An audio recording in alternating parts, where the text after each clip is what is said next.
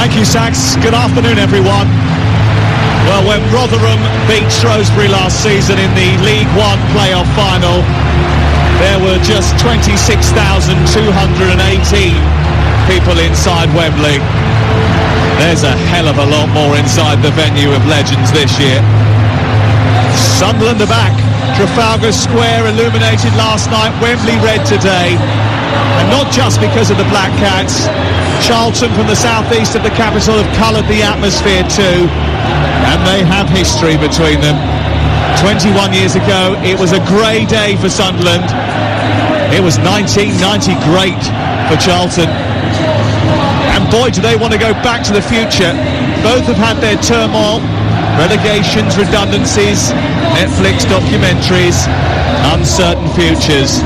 One chairman has been questioned about his motives. The other told Jim White this week he doesn't even feel safe enough to come. Such is the toxicity of his relationship with the supporters. But today, it's about one shot at glory. Finish on a high. And that is why everybody who's anybody wants to be here. Charlton make one change from their semi-final defeat, but ultimately victory against Doncaster Rovers. Dillon Phillips is the goalkeeper. Dijksteel, Bauer, Sarr and Purington have been a back four that have played together a lot this campaign, but Bielik may slip into a back three.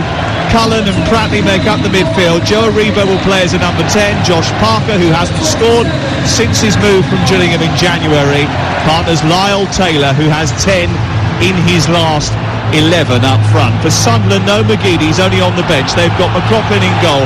09, Ozturk, Flanagan and Oviedo, Cattermole and Ledbetter, with Honeyman, Power and Maguire behind Charlie White. Our referee today is Andy Madley, two assistants Nick Hopton and Andrew Fox. Tomorrow at 3 it's Derby Villa. I'll be in Baku all week for the Europa League final. Next Saturday the whole station is in Madrid. I wonder why.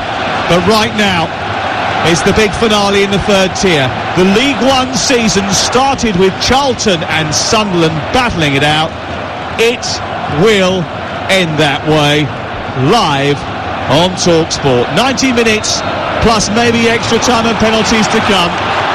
Charlton in red shirts, white shorts, red socks, attacking the goal away to our left in the first half, and Sunderland all in black having to defend it. And here's Lyle Taylor bursting into the box early doors. The ball goes through the 18-yard box. It's stopped by Luca 9 in front of Taylor, and he gets in front of Parker and manages to clear for Sunderland.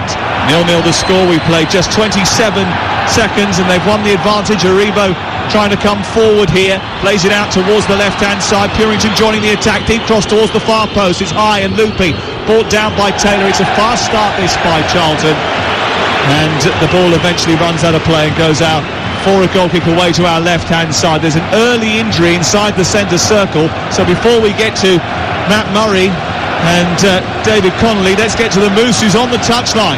Yeah, genuine concern down here. Two of the physiotherapists and doctors have run on very quickly for Sunderland. Jack Ross has come back to his bench down here to consult his coaching staff. Didn't quite see what happened. It seemed to be an off-the-ball incident as that build-up was happening with Joe Aribo. Well, I think it was Sarr who went clattering in. Matt Murray is one of the voices you will hear. Man of the match in the playoff final of 2003. David Connolly, who was top scorer in the Sunderland side, who were promoted to the Premier League under Roy Keane 12 years ago, is with me. David, what happened? Well, it's just Naby Sarr going in really aggressive, and as Matt Murray picked out just off there, they're playing this back three which really worked for them, Charlton, in the semi-finals, particularly against Doncaster. Reverted back to the diamond in the first half, went back to this back three. Big call today from Lee Bowyer, because arguably they've had their best season playing this diamond. It's gone out the window today. It's gone with this three. Naby Sarr in really aggressive early on. I think just giving a little signal there, saying, look, this is what you're going to get today. Really aggressive play. Lee Bowyer was tossing it up in the week. He was saying it could be one or the other. He has to make his mind out. He decided on Thursday this is what it was going to be, Matt Murray. Yeah, it is, but Naby Sarr in there is a good, strong challenge. You know, this is what you do. You lay your marker down early on Max Power, but they know this system well. They reverted back to it against Doncaster. They ended up going through, and they're well drilled and they know how they play their roles in both teams. In both setups, both formations. But yeah, definitely is a back three, a back five. It will be at times. Ball is cleared away from the edge of the halfway line. Aribo heading the ball after a free kick from Sunderland. It goes out of play. Luca 9 will take it deep inside his own territory, in front of Jack Ross, wearing a sky blue tight buttoned up shirt down in front of us. And here is Luca 9 going up towards the halfway line for Sunderland. We've played 2 minutes and 49 seconds on Talksport, and it's Charlton 0, Sunderland 0. Lots of work for the likes of Ledbetter and Catamo in that central midfield area today. And that Sunderland defence that hasn't always looked entirely secure over the course of the season will be tested by the likes of Lyle Taylor today. Well, certainly, look, he's the front man in form, he really is. He's had a stellar season, signed on a free, can you believe? I mean, he's up there with signings of the season, so yeah, they've got to keep an eye on him. This is Luca 9 sending the ball out towards the wide right position. Max Power is darting down into the wing, tries to get towards the edge of the penalty area, produces a cross. There's a little bounce there. Maguire was putting himself in the middle of the Sunderland defence. It rebounds out towards Ledbetter and then is shuffled to the left-hand side. Here's an opportunity for Oviedo. Plays the ball infield, looking to try and get it into the penalty area. And comes back out towards the right-hand side. Max Power keeping things ticking over before it goes down the right side. Honeyman takes over, tips the ball towards the far post. It's over the head of White. Comes out towards the far edge, where it's smacked goalwards by Oviedo and into the arms of the goalkeeper diving to his right. Dylan Phillips, only 23 years of age. Easy save. Yeah, but a nice nice early touch for him, and it's a good ball in from Honeyman, stands up to the back post. But Dylan Phillips has done really, really well. When Maxwell came into the side, I thought maybe he'd take over. It does take a little nick as well coming through, but he's made a massive mistake. The goalkeeper has just missed it. It's gone in. Oh my word, what a terrible start to the final for Charlton. Naby Sarr with a back pass, the goalkeeper has missed it. It's gone trickling in, and while everybody was getting to reset, Lee Boyer's team has just got off to the worst possible start. What on earth happened there, Matt Murray? Well, I was just bigging him up and saying how well he'd done coming in for Chris Maxwell. Chris Maxwell's an experienced goalkeeper. I didn't think Dylan Phillips, was maybe going to keep his place, but Naby Sarr just gets the ball. And it's a horrible moment. He just rolls it back, and all right, it's in the width of the goal, but there's no pace on it. And Dylan Phillips just misses it into the goal, and it's a nightmare start for Charlton. But it was a ball that was rolled back 5 yards outside the penalty area. It's straight at the goalkeeper, and somehow it squirms past him. And inside 5 minutes, Sunderland, David Connolly, have been gifted the lead. Well, they certainly have. I mean, I felt that Sunderland would have the upper hand here. Now they've got that goal, they've got something to cling on to, and to me, they do it ever so well. Better than anyone in the division. They've got their work cut out now, John. But I just wonder, I looked at that attack just a moment ago that led to the save, and Naby Sarr didn't go out and engage the ball. Now, he's a left-side centre-half, but he's got to go and close the ball down. He didn't. In the end, obviously, when he's playing out, he didn't really look where his goalkeeper was. Obviously, Dylan Phillips took his eye off the ball, but still, it is an awful error. It really is. Yeah, I don't think you can blame Sarr so much of that. As a goalkeeper, he'd have controlled that so many times. It was easy, miscontrolled it, but now this is where it will be for a lot of these young players, especially this young goalkeeper. How do you react? And that's what he's got to do, react to it, because that's gone, and you never know, the next pitch you play in the game could be the telling moments, but a horrible moment for young Dylan Phillips. Well, playoff finals make heroes and villains out of the very best of us, and certainly Dylan Phillips has got off to a terrible start in the League One final as Charlton try to progress down that right-hand side. Cross comes in, easily caught by the goalkeeper, and it's cleared away by Sunderland. I feel physically sick for him. It is horrible. It's a horrible moment for the goalkeeper. You don't wish that on anyone, but it's gone. But in such a big stage, he has been brilliant for Charlton, but now it's up to his lads to dig him out. An opportunity now for Maguire to try and chase a loose ball. Comes back inside the area to White. He hits it against the defender. An arm came out, and there were certainly shouts there for a penalty kick for Sunderland. The referee said no, it may have come very quickly at the defender, who did make himself big. That might be different next season.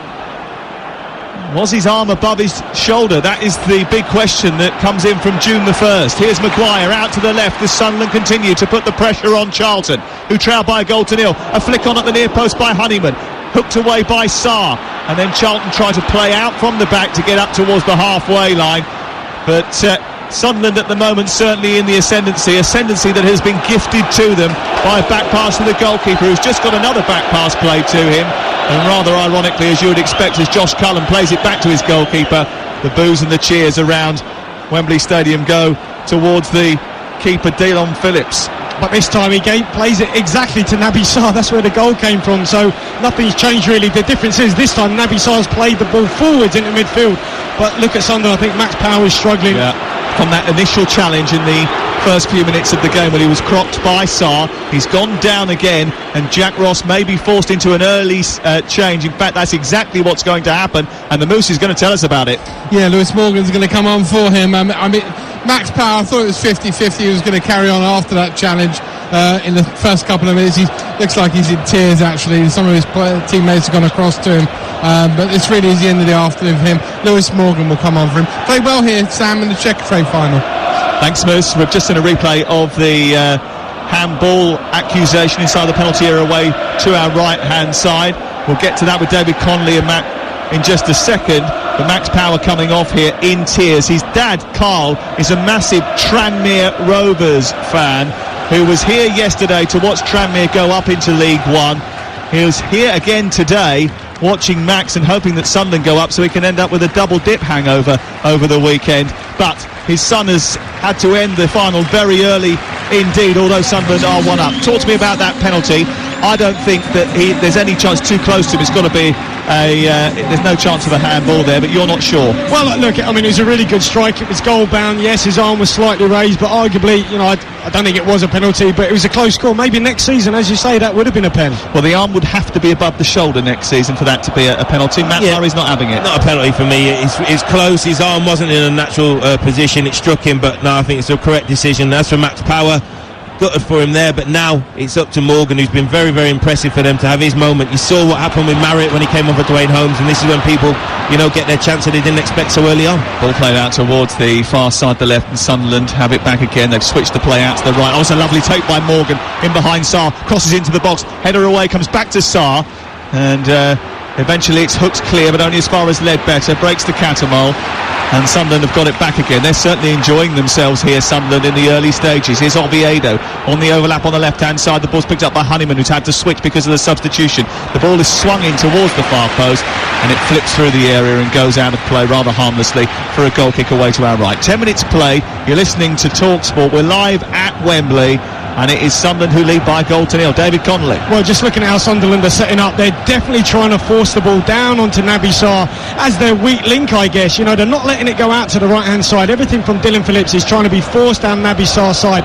As it is that little change, George Honeyman looks like he's gone in field, sort of as a number 10, and maybe Morgan's out here on this right-hand side now. Ball cleared up by Sarr towards the edge of the penalty area, and Sunderland deal with that rather easily. Ozturk nudges it down into the path of Ledbetter. Once of Middlesbrough, a big spell at Middlesbrough, didn't he, in between his two spells with Sunderland. He has it again off Lukanine on this right-hand side, and Sunderland just continuing to build. Charlton come into this game in cracking form. They've done particularly well against the top 5 this season, 18 points from their promotion rivals. They've been so good, they've taken more points off promotion rivals than Luton and Barnsley, who are already in the Championship next season, but they've got to come from behind here.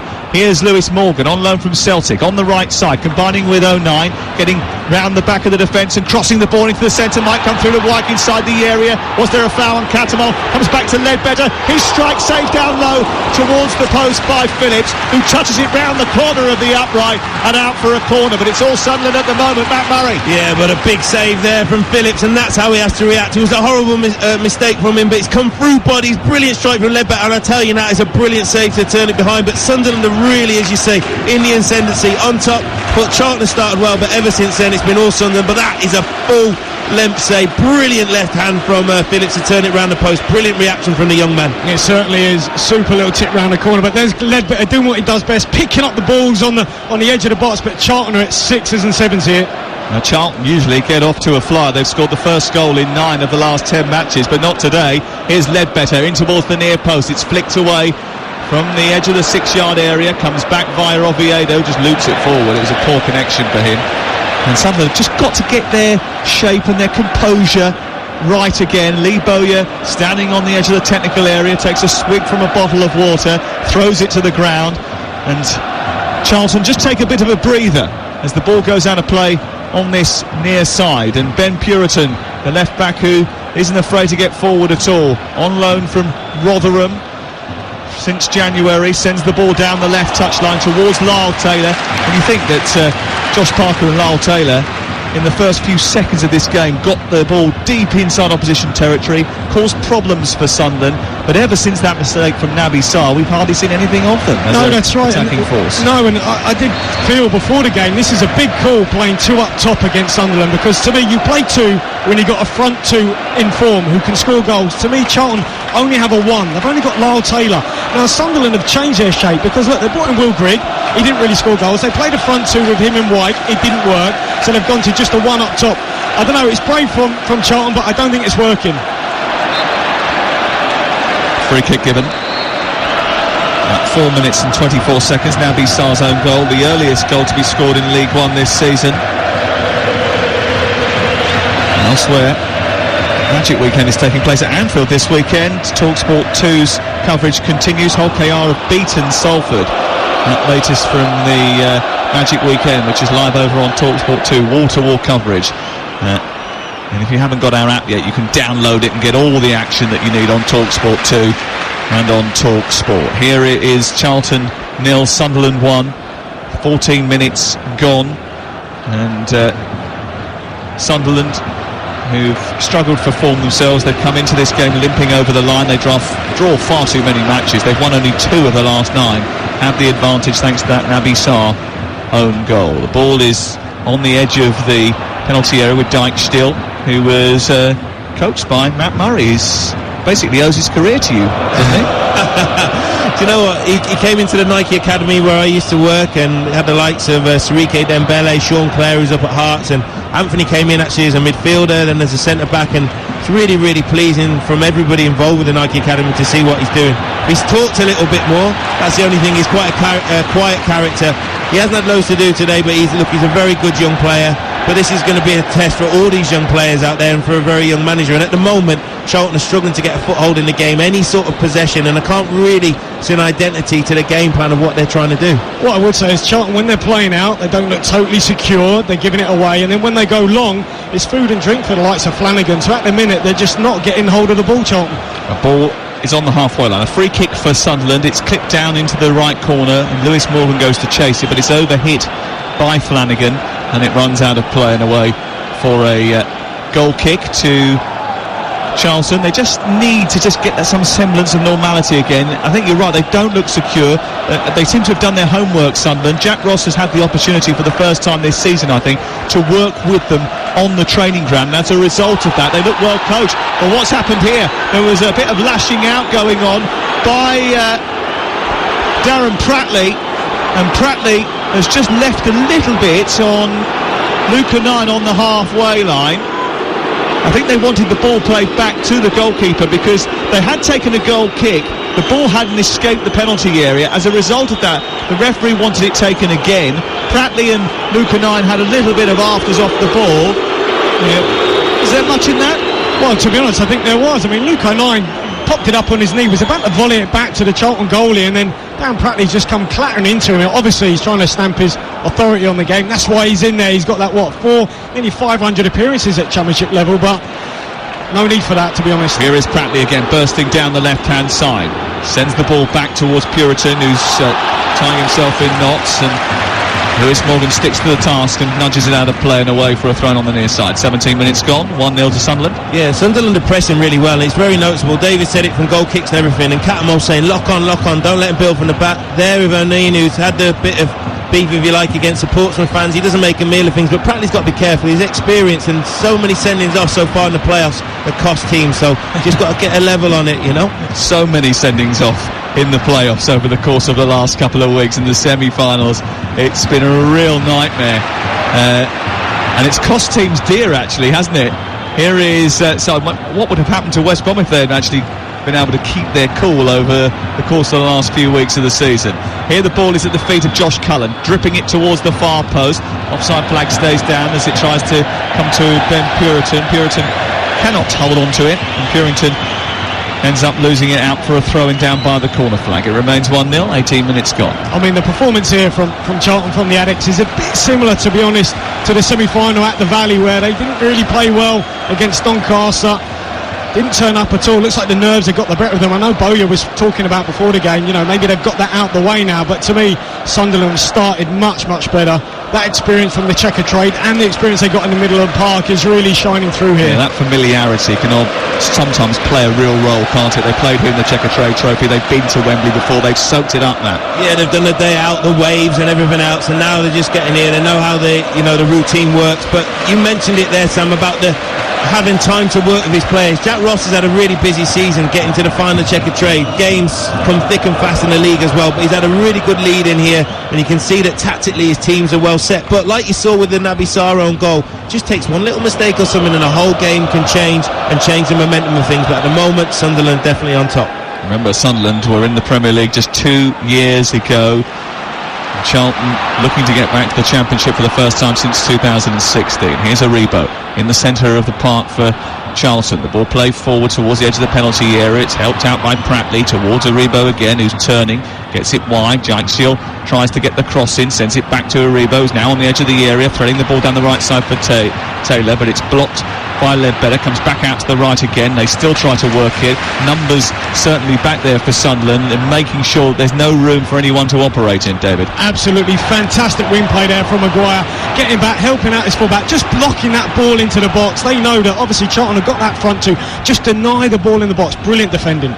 It seems to be really well worked on the shape, doesn't it?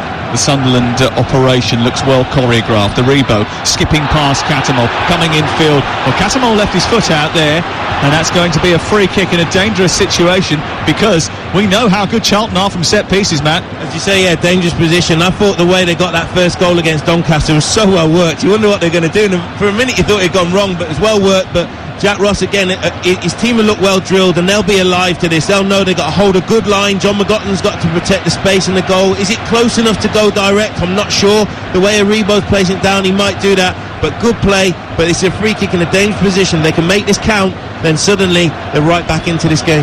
I mean, they've scored basically half their goals from set pieces. That is phenomenal. What I would say is Joe Aribo, so talented, lovely little control, little nutmeg through Catamol, just hasn't quite been on the ball enough. Well, he's standing over the ball now. Pratley is there as well, so is Taylor, and they're trying to orchestrate something here. It's going to be left for a deep ball towards the far post, back across the face of goal. The header comes from Bielik. It doesn't really work out. They sort of almost confused themselves there. The ball was struck towards the far post, and when Bielik rose and headed the ball, he was in an offside position, and a free kick has been given. It was a bit of a waste. It was unlucky. It was a bit like the Red Arrows there. There's about 4 or 5 players around the ball, all darting in different directions. It was actually really well worked. Just Bielik's got to hold his run. Well, he was offside, but even if he hadn't been offside, the header back across the face of goal was pretty poor. But that's because he ran too early. He was under it. If he'd have just bided his time and then come onto it, he would have got a bit. But again, good invention off the training ground. Yeah, that's what I like to see. Definitely worked on there. It was inventive. One that Sunderland hadn't seen. But that's what I liked about Eddie Howe's team as well. The Bournemouth teams, they were very inventive from set plays, and there you can see that Lee Bowyer and his side have worked on it and just inches in it. But there were a lot of free bodies in the middle if it had been headed back correctly. But yeah, it just went slightly too early. Taylor onto Cullen. Cullen bursts through the centre circle. He's got space out on this left-hand side for Purington.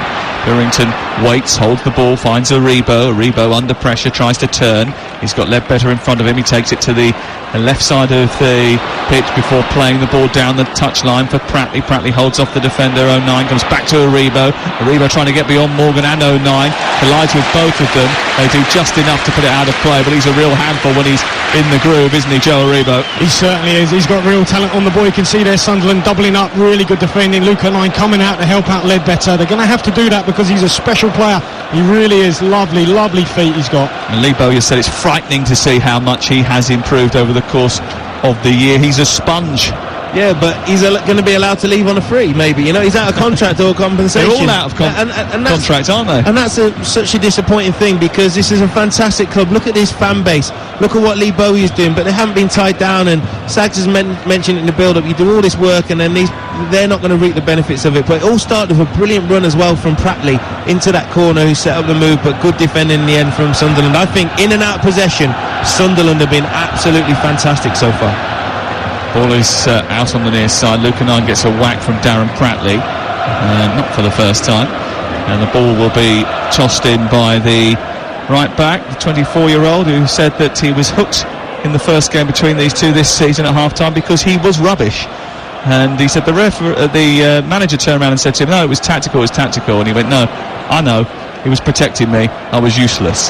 But he's got much better over the course of the season, especially since adapting to being a right back. Here's Lukanine again, just inside from the touchline on this near side to right. He squares the ball into Catamol, and it's good possession from Sunderland, who are building from the back now with Baldwin.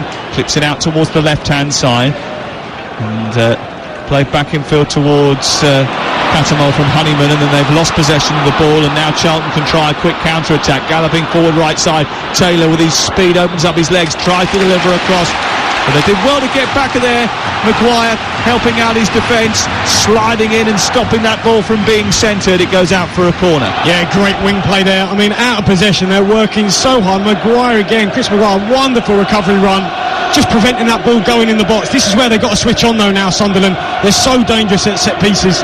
Yeah, but I say Maguire, listen to the ovation he got from the fans. So people love the magic bits, but also that tracking back, like David says, and that's what the top teams do. They work so hard without the ball as well. Bauer up from the back, Sarr up from the back. They've got the love train going on the edge of the penalty area. Bauer, Bielik, all involved in that. Pratley's in there too. Here comes the cross from the far side. Cullen with the delivery. Header is from Bauer, but it's inaccurate, and it goes over the top of the crossbar and out for a goal kick. Another inventive set piece that didn't quite come off. Yeah, that was unlucky. I mean, good delivery. Cullen will take on both sides, so from that right hand side it'll be an out swinger, and from the left obviously an in swinger, but it's got a nice ring to it, hasn't it, because this kicked off the season.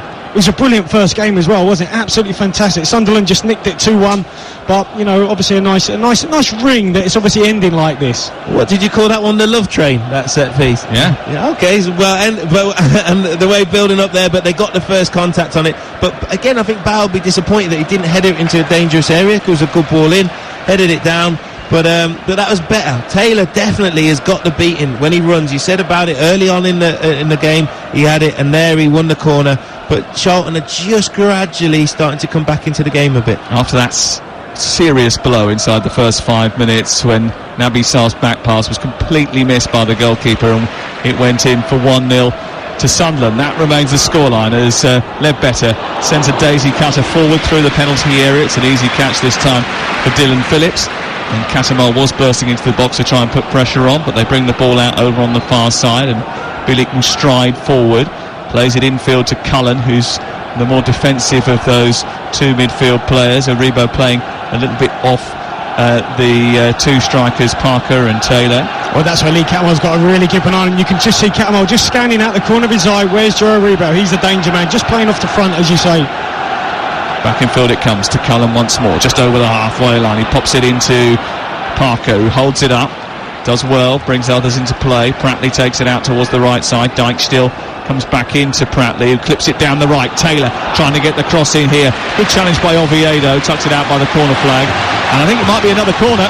What I would say is that the likes of Lyle Taylor, who's doing an awful lot of good work, the problem with this formation is it's outside the box. Very rarely is he inside the box. Really, he wants someone to be delivering that for him inside, spending far too much time out wide.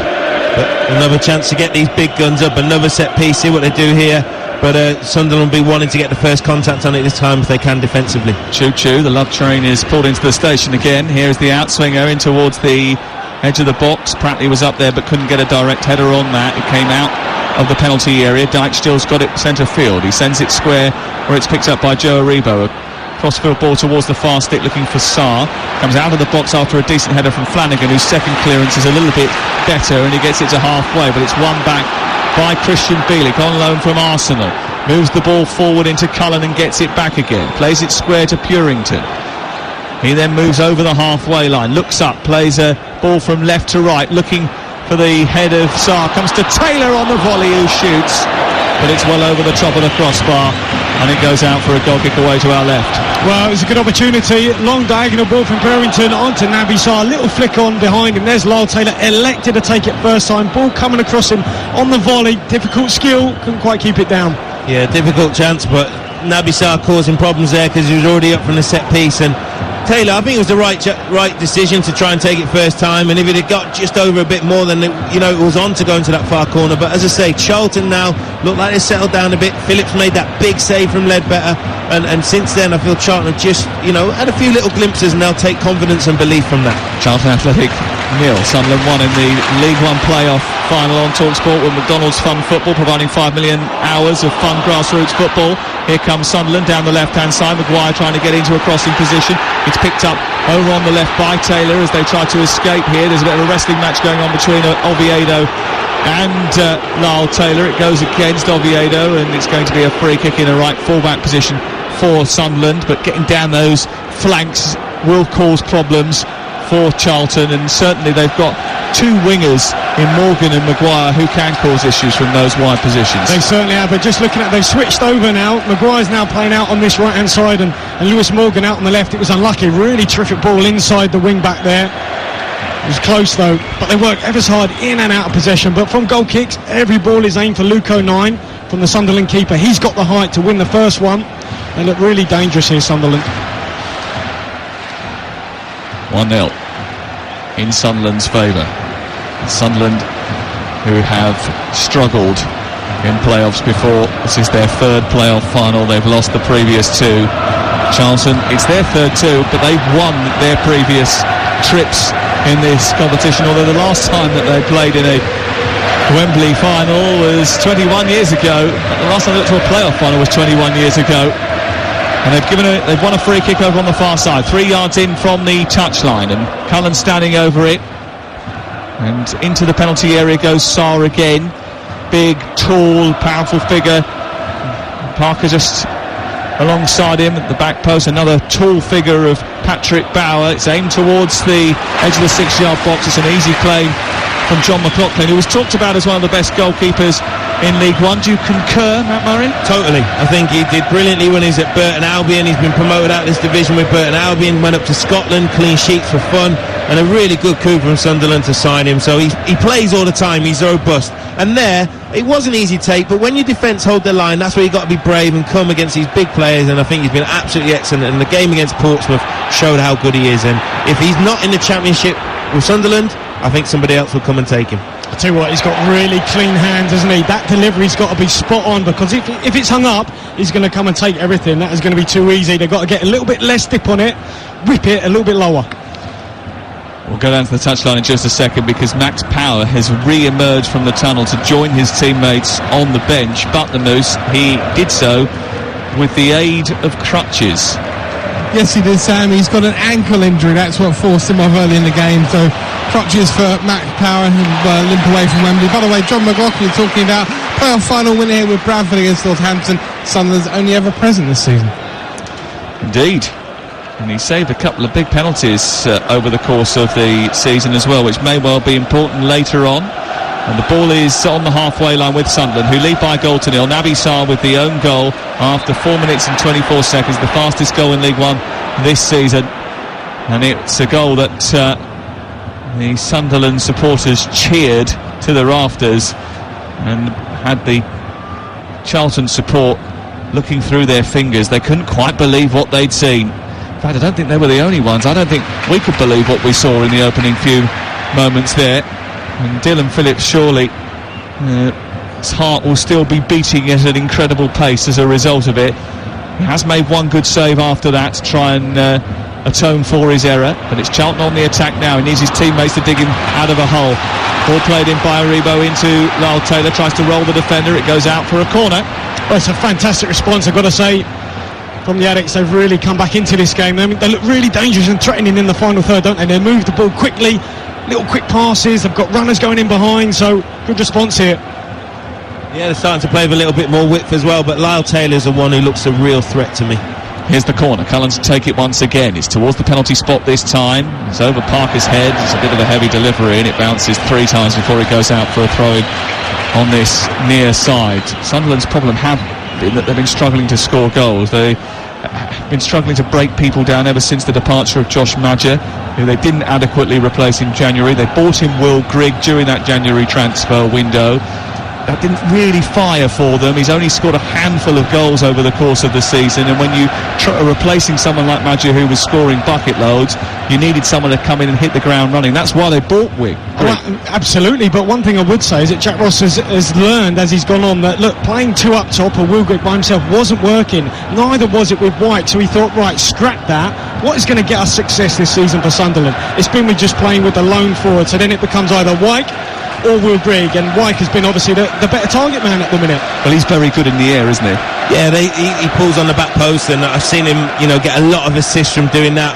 But defensively, there's sometimes been poor in the middle. But the one that, as well, is a miss for them is Aidan McGeady. Because when he's on it, he can start out wide and put crosses in, come into pockets, score goals, create goals. He also works hard out of possession. So Aidan McGeady, for me, he's a top player. So he's a big miss, but they'll be hoping that he can come off the bench and have an impact. But yeah, Grigg for me hasn't done as much as he'd like, but it's still right. Say Wyke is the one they play to the strengths of Hibs. So Morgan has gone out to that left-hand side, Maguire on the right-hand side, Honeyman playing behind Wyke at the moment, and quite fluid and able to shift and move positions over the course of the 90 minutes. That's certainly been foisted upon them, that Honeyman's had to go and play in that number 10 position because of the early injury to Max Power, and they lead by a goal to 0. And boy, did they get a helping hand. Nabisar gives the ball away, sends it long to halfway, but it's cut out by Ledbetter. He then is dispossessed by Darren Pratley, and Charlton have it back again. We played 33 minutes of the first half on Talksport. A success for Tranmere in the League 2 playoffs yesterday. Neither of these two teams, with the greatest respect, want to be playing Tranmere in League 1 next season. At the moment, Sunderland have a couple of toes in the Championship. Picked up by Bauer, who sends it long down the left for Charlton, up towards Parker, whose header is aimed towards the on-rushing Joe Aribo. It's cleared away by Sunderland, but it comes straight back again. Here's Jike Steele towards the edge of the area, flicked by Aribo. A combination between him and Taylor, and Aribo's got it back again. A little flip by Dijksteel towards the far post from Taylor. It's tucked in by Purington. He's onside, and Charlton are level. It's a really good move from Charlton, and boys are back in a flash. 10 minutes before half-time, well worked on the edge of the area between Taylor and Aribo, and as the ball came through the 6-yard area, no Sunderland defender could touch it. The goalkeeper didn't commit, and there was Purington at the far post to score his first goal of the season. What a time to get it, Matt Murray. Yeah, it is, and it had been coming, but a beautiful bit of combination in play. Aribo, Dijksteel in that area, lovely little flip, but a ball from Taylor. My friend calls it a buffet ball. Go and get your fill. Strikers love it, they can't miss, and just 2 bodies in the box there. Such a good goal, but that is, I tell you what, that shows character. There was a real, had the stuffing knocked out of them. That's a really well-worked goal, and Purington there at the back post to tap home. Wow, game on. I tell you what, fantastic football. We just spoke about it, didn't we? When they got in that final third, Charlton, they really come alive, and fantastic little move. Dijksteel, lovely little Cruyff turn. Lyle Taylor, I said he spent too much time outside the box, but it's not too bad when you can cross like that on a plate for Purington. What a fantastic time to score as well, just before half-time, David. Absolutely, and look, it's been a response and that I think the Charlton fans would have wanted. Look, Bowyer would have been saying, look, just calm down. They haven't changed. I've got to be honest, they haven't been flustered. They carried on playing, believing the way that Bowyer wants, and they've certainly grown into this game, and especially in that final third, they look really, really bright. Yeah, because no manager can prepare for the goal that they conceded. You can't do that, and then you have to, weather the storm a little bit, as you say, get a foothold back into the game, but they really have grown into it. They believe their tactics are right. It panned on to Dylan Phillips as well. He'll be a relieved man, and now he's got to do his job, but yeah, really good response from Charlton. Well, Charlton have managed to cope with adversity throughout the course of the season. The investment has been sucked out of them. They only had a temporary manager until September. Lee Bowyer not being given the job full time until well after he'd made a very good case for doing so. Here's Aribo over the halfway line. Catamol picks it up, tries to turn, can't do so. Charlton smothering him a moment, but Sunderland win it back again. Lyle Taylor working really hard. The ball is eventually through to Oviedo. It's picked up by Lewis Morgan over on the far side, who jinks in field. That's a brilliant challenge by Dijksteel, who wins it. Pratley has it now, sends it forward, picked up by Cullen in centre field. There's a break down his left-hand side for Purington once again, who gets up towards the left edge of the area, then tries to slide to keep it in. Manages to do it, but eventually it runs out of play after he ran out of room and fell off the pitch. It's a throw-in with a level with the edge of the penalty area. It is Charlton 1, Sunderland 1. Yeah, but for the wing back coming in at the back post like that, that's something you work on in training. So we talked about Jack Ross and his shape with the Sunderland team, and they've been hard to break down, but that's little combination play in training there that Charlton have worked on. And then Purington, you know, the one wing backs on the one side getting involved, and there's Purington at the back post to tap home. There were two Charlton bodies there. To get that number of bodies in the box is brilliant.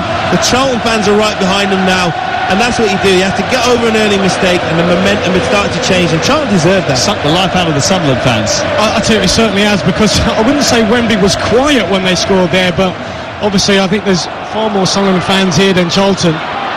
Here down the right-hand side, Honeyman is trying to get the better of Sarr. He plays the ball against him, it goes out and away for a corner, and the Sunderland fans do get up and try to entice their compadres to raise the noise levels inside the stadium, because they want to finish the first 45 minutes with a bit of a flourish here. Across comes Ledbetter to take the corner. There are 5 black shirts inside the area, attacking the goal away to our right. Joined by 6 now. It goes in towards the back post. Flanagan goes up, doesn't get a clean header on. White was putting pressure on Taylor. A free kick is given as a result of that, and there will be a free kick inside the box for Charlton. 38 minutes gone. Jack Ross has been in this situation before at Wembley, taking the lead only to get pegged back by Portsmouth. They then had to fight back in order to take it to, well, eventually a penalty shootout in that game. They'll know all about these matches going on for a very long period of time. Absolutely. Look, you know, this can sometimes be a marathon here, not a sprint, but you've got to say Charlton have actually had the better of the half. I mean, I know they went 1-0 down, which was a howler, a horrific We're not howler. surprised by that, though, are we? Bearing in mind the form coming into the game. No, that's right. And also, Charlton love to dominate the ball. That's how they play. That's not Sunderland's style. They're here to, you know, be compact, tight, ugly, game management, nous, know-how. They're not really going to dominate proceedings here, but I've got to say, it's been a really good response from Charlton. And I think it's been an excellent game, and no one wanted to see a mistake like that. But what an early goal does is it opened up the game a little bit, and I'll tell you what, Charlton now have just grown into it, got on the ball, and they're very, very entertaining, and really now I can see what they're trying to do. Well, we love the playoffs, and we've got more of them to come, because it concludes with Villa against Derby tomorrow live on Talksport. Oh, mistake by Taylor. He's letting Oviedo. Low cross into the near post, took a flick, it goes behind, it's out for a corner. Well, that was a really dangerous fizzed-in cross by Oviedo. Taylor made a little bit of a mistake. He was bullied there by Oviedo. Well, to be honest, Dijksteel's come out of his slot here. He's come in far too narrow. He left an ocean out wide, so Lyle Taylor had to track back, take the full back. He's gone to ground. Oviedo skipped past him.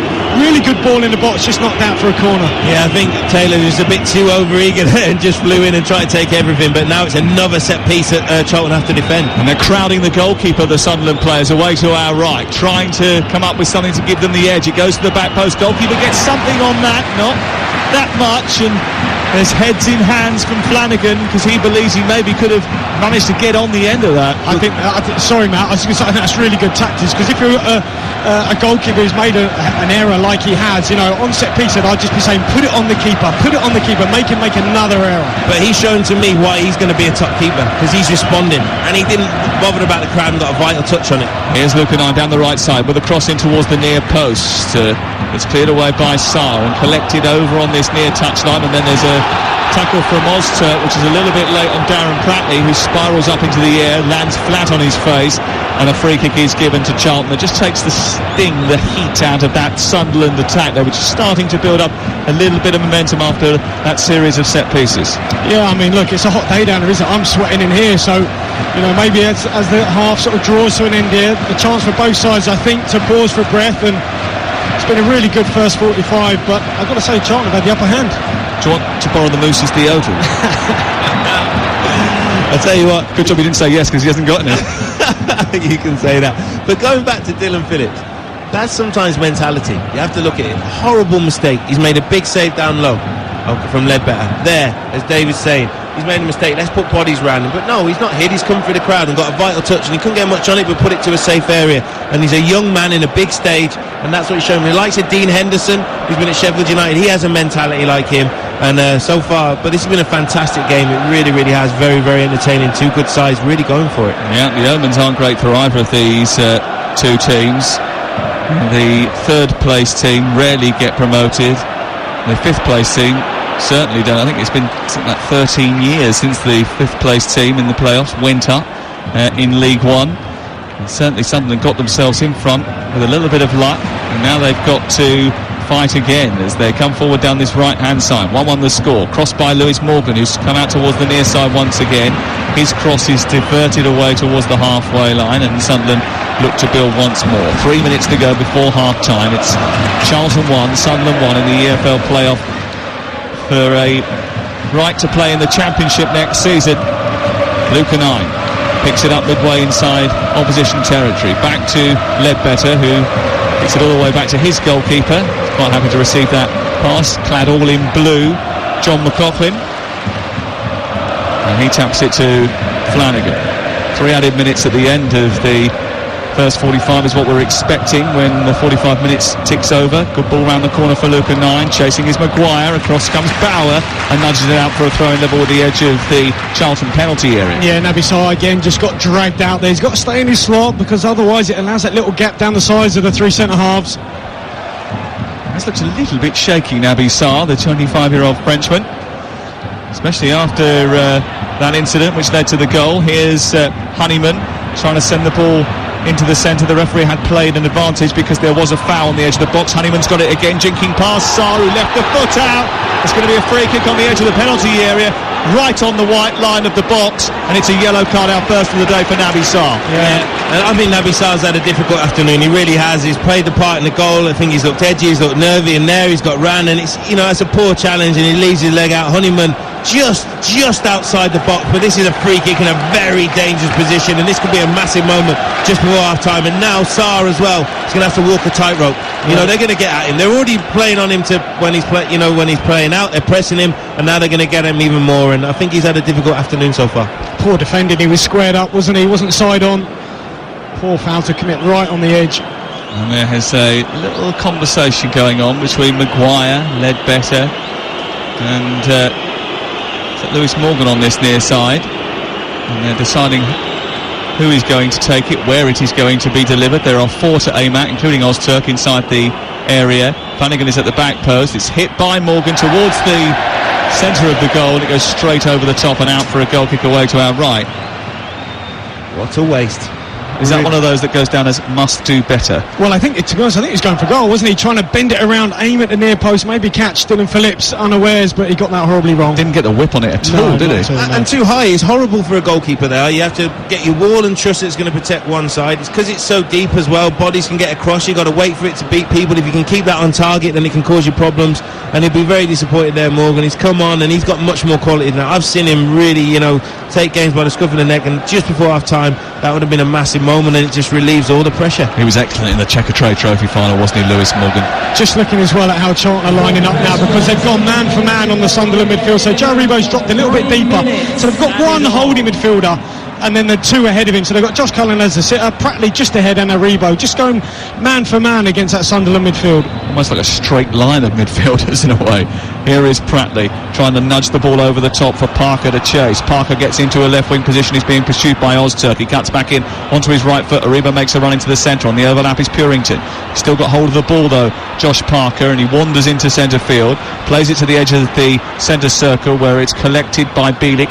Bielik keeps hold of it, and we're into the first of 3 added minutes at the end of the first 45. Headed by Purington into Pratley. Wants to get it back. Didn't have it under control. Gave it straight to Luca 9. And here's Lewis Morgan speeding away towards the halfway line. He's got Honeyman inside him. He tries to take on Sarr. Gets beyond Sarr, who eventually came back and got something on the ball, enough to put it out for a throw-in. And it's with Sunderland again midway inside the Charlton half of the field. Well, he's got to be careful here, Naby Sarr, because every time I'll be saying to Sunderland, look, get the ball down inside, take him on. If he goes to ground again and gets it wrong, that could be him off. Yeah, I thought he had, his inches away there, and it could have been a second yellow, and we talked about sendings offs in the playoffs. I think Sag said to me, might have been 8 so far in the playoffs. I mean, That's just unbelievable. Here is Ledbetter. Infield it goes. Back again to Ledbetter, and then shuffled out towards this right-hand side. Maguire onto Luca 9, and then back into Morgan, who tries to play it down the left-hand side into the box. He doesn't reach the run of George Honeyman, who went in that right channel, and it's cleared away by Charlton. That's good work, that. What a fantastic challenge that was from Dijksteel, who's come in a very long way in order to crunch Luca 9 as that ball was thrown in on the right side. Why is he so narrow, though, Dijksteel? That's the role he's been doing. I've been noticing that, because he started obviously as a wing back, but there's been lots and lots of times when he's followed them, Sunderland players in, and they just seem to locking on more in that midfield and trying to stop the creative players, if you like. But I've never seen a wing back come that far. That's why Taylor found himself isolated on that far side when he had that little tangle. Here is Morgan trying to bring the ball down on this near side. He doesn't get it under control this time. It runs out of play and away for a throw in to Charlton, and the first half coming to its conclusion. A first half that started and fantastically for Sunderland. 4 minutes and 24 seconds, the fastest goal in League One this season. An own goal. Naby Sarr played a ball blind towards the edge of the 6-yard box, thinking his goalkeeper would be ready. The goalkeeper was not set, miskicked it. It went under his feet and dribbled into the goal. It was an horrendous error by Dylan Phillips, the Charlton goalkeeper. They did bounce back from that and managed to get themselves on level terms. And the goal coming from Purrington, who nipped in at the back post after some wonderful work. Dijksteel, Aribo, and a wonderful ball from Taylor, which centred through the 6-yard box, and it was an easy touch for Purrington at the far post to make it 1-1 at half-time. Sunderland don't win many, but they don't lose very many either. No wonder it's nip and tuck at Wembley. The Black Cats 45 minutes away from their 24th draw of the season. At the break, it's Charlton 1, Sunderland 1. Well, the conversation at half-time certainly revolved around Naby Sarr, and not just the error that led to the goal, because I think it certainly goes down as a Dylan Phillips error, but the reaction to that event, and he became quite shaky, he became nervous, Matt Murray. Yeah, and everything about the game plan of Sunderland was let them play out from the back, give the ball to Naby Sarr, pressed him, he struggled on the ball, then he made that challenge as well, and he just looked nervy, and those things happen, and once he was on that yellow card and just the way he was playing, I'm not surprised that they've changed it, and maybe as well they might even go to the diamond as well, just looking there with the kickoff. So, but yeah, I'm not surprised that Naby Sarr has come off. And that's what Lee Bowie's got to do, is got to make big decisions. And David, real experience in the replacement. Yeah, absolutely. Jason Pearce coming on, obviously played a lot of football this season, missed out today, but I think that's a sensible substitution, because if it was me, if I was Sunderland and Sarr was still on the pitch, I'd be saying every time, get the ball down his throat, take him on, make him commit a foul, obviously he'd get sent off. Yeah, definitely gone to a back four now, and I think that it looks like Bielik has gone to the base of the diamond.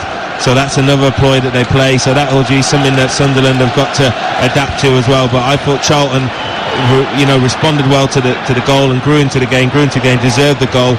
And I think you see how the changes, play out. But I think a big blow for Sunderland as well was losing Max Power, because that affected their balance. And I think since then, that's when Charlton started to get a grip as well. Well, they lost him so early in the game, just after 8 minutes. I'll run through the 2-11s for you in just a second. But we're back underway with Sunderland shooting from right to left in black jerseys with red trim, and the red of Charlton attacking the goal away to our right hand side. So Charlton now with Dylan Phillips in goal, Dijksteel, Bauer, Pearce and Purrington the goal scorers, the back four.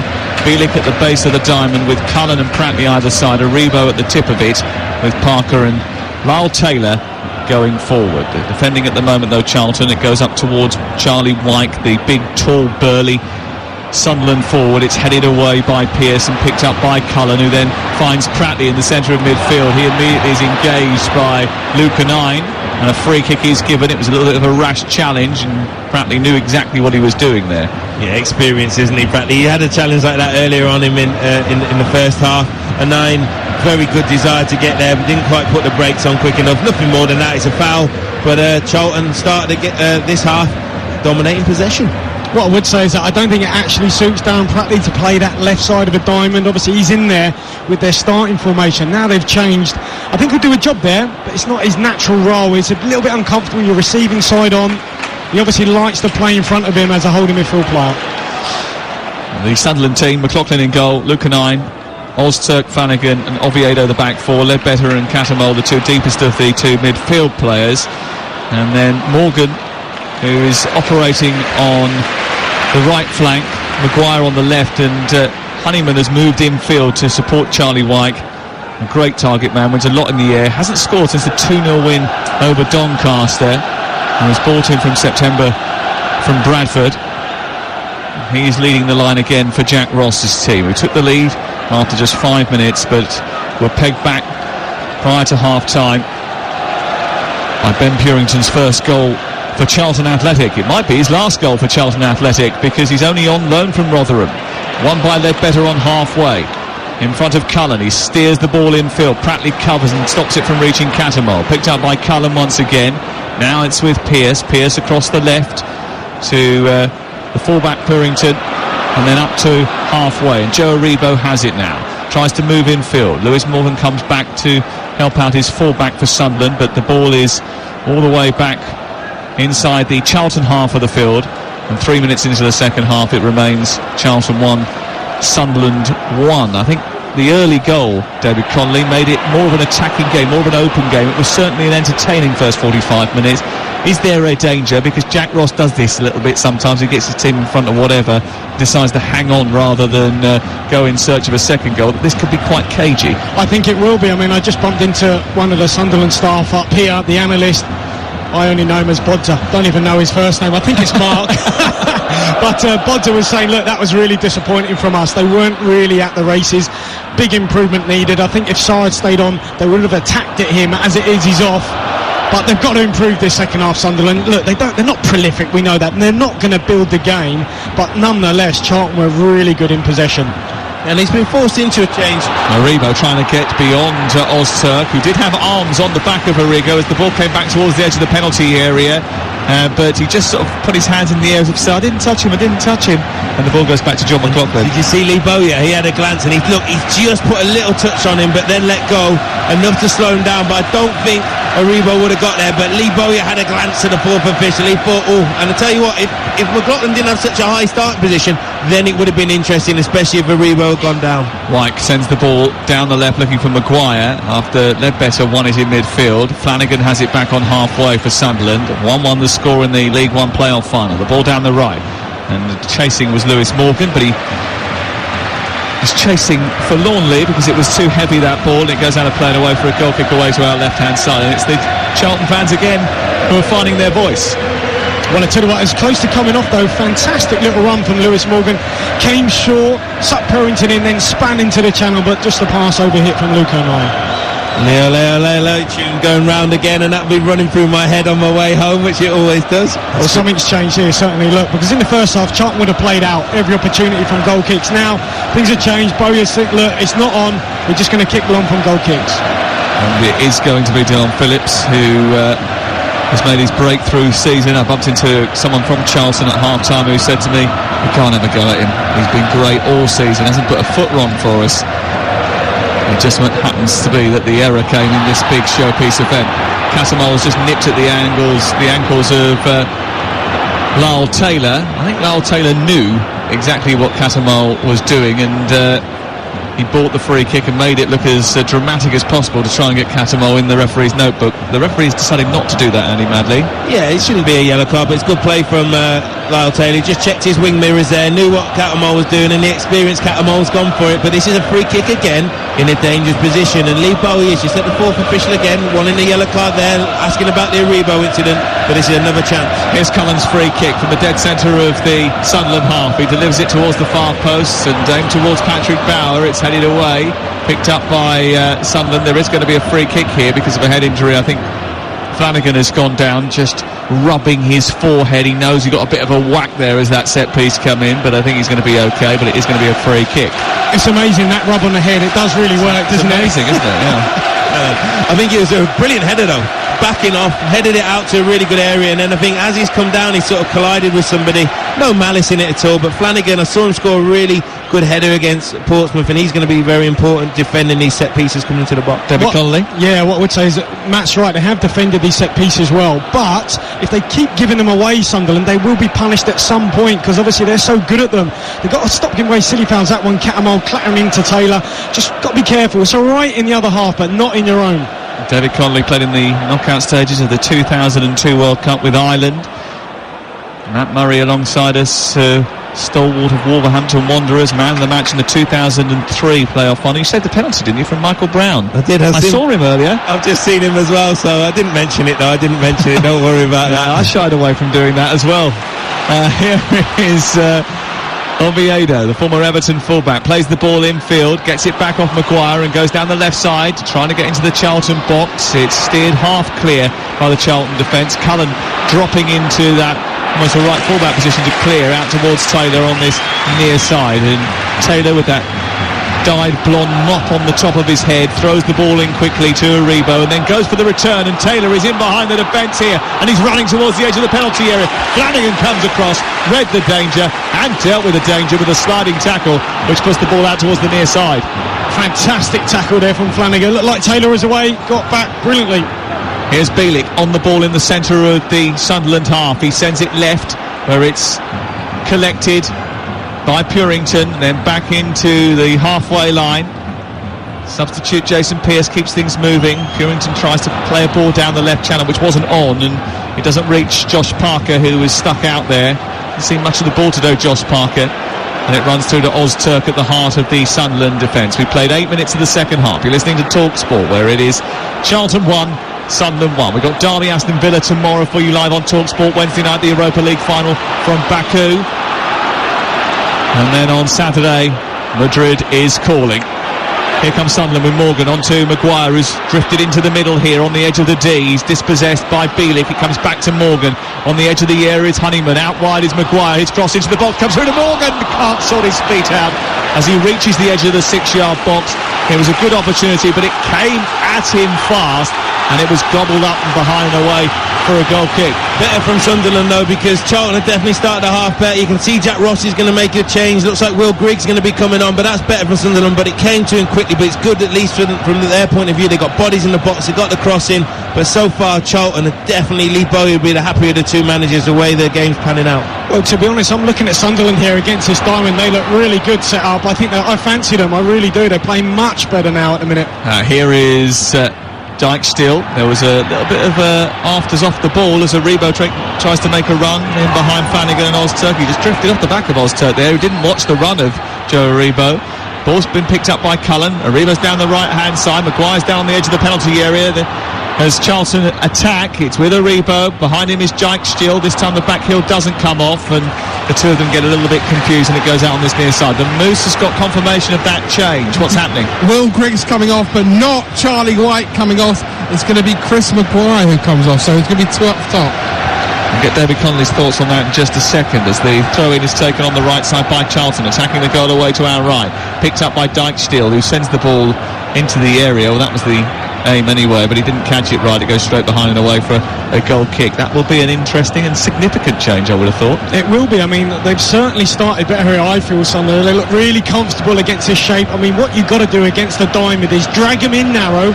We've seen that movement, dragging Pratley in, dragging Cullen in, and then attacking out wide. They've got down the flanks a couple of times, Sunderland, really, really well. Now, maybe they fancy with two up top, they might have even more joy. I imagine Honeyman might come out to this left, but it's been a super start here from Sunderland, really has. Well, he hasn't scored since Matt Murray went to see him against Coventry. That was the last time he scored, Will Grigg, and he's coming off the bench, so maybe you're his good luck charm. And I saw him come off the bench and score against Walsall as well. Charlie White assist, and Grigg went on and scored the winner there to win 2-1, so maybe I am, but I just think that, you know, I personally feel that Sunderland had to change a little bit of something. They will get joy in the wide areas, which you do against a Diamond, dragging people around, and the fullbacks have to give the width for Charlton, but I just don't feel that Sunderland maybe had quite enough possession that they would have wanted, and that's why they may be making a change a bit, and that's what they're doing.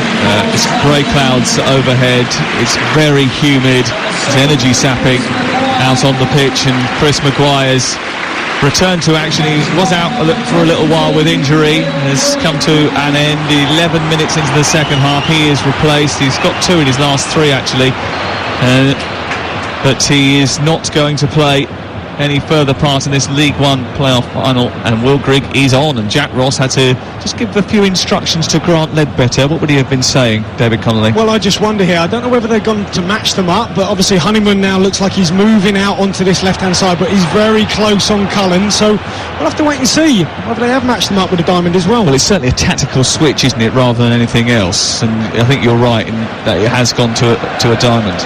Yeah, I just feel that I personally felt that Charlton were having more of the ball, and that would have concerned Jack Ross. And why are they doing that? And that's it. So Lee Bowyer will be the happier of the two when the other manager reacts to you. But it was interesting that Ledbetter's been stretching off a bit. Pratley's been stretching off their cars a little bit, and there's still quite a long time to go. But Will Grigg will want to come on. He's got a big reputation, big price tag. Hasn't quite happened for him, but he'll want to be a hero. And as I say, every time I've seen him play, he has scored very important goals for Sunderland. It's an ultra marathon, isn't it, this League One season? It takes its toll, that is for sure.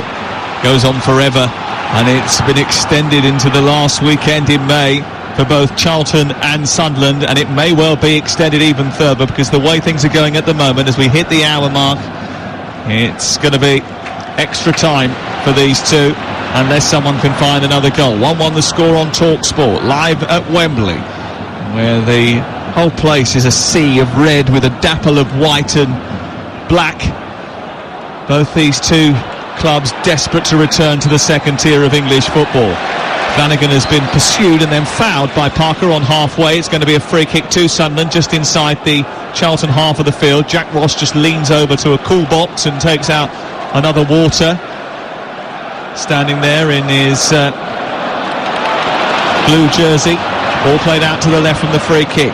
Oviedo with a cross into the box. White goes up with the defender Pearce for the ball. There's a collision over on the far side, and there will be a free kick here. Pratley went into it, and there was a clash of heads between him and Luca 9. Both of them are lying on the floor holding their heads. They don't look particularly comfortable at all.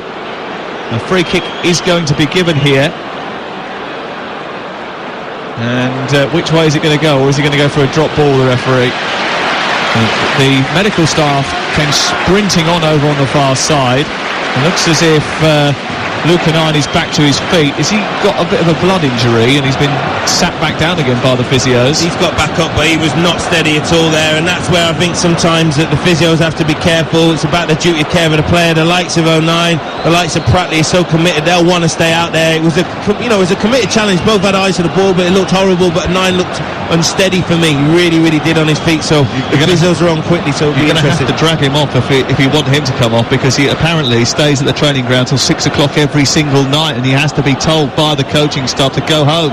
That's him, whether it's two-touch or he's swimming. And you mentioned about doing a triathlon or something. He wanted to do a triathlon with his sister today, but they said they couldn't really allow him to do that and then come to Wembley. I mean, look, it's a full bloody challenge here. I think Pratley in on Luca 9. Luca 9 won the ball, so it should be a Sunderland free kick here.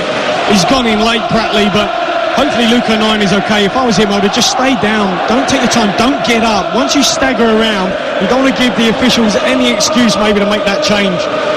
Well, he said that up until the midway point of the first half of the season, he had done more laps of the pool than he had played minutes on the pitch, but certainly has been a massive part of the Sunderland success in the second half of the season. But he's got to go into the dressing room because he's got have his head stitched up, and the Moose was just standing next to him as he ran past you, Moose. It looks like quite a significant injury. Yeah, it did actually. Quite a lot of blood towards the left-hand side of his head, and his left hand on the injury, but he's going to go away and get it stitched up. I think it might be back in about 3 or 4 minutes' time, but it did look quite nasty, it really did.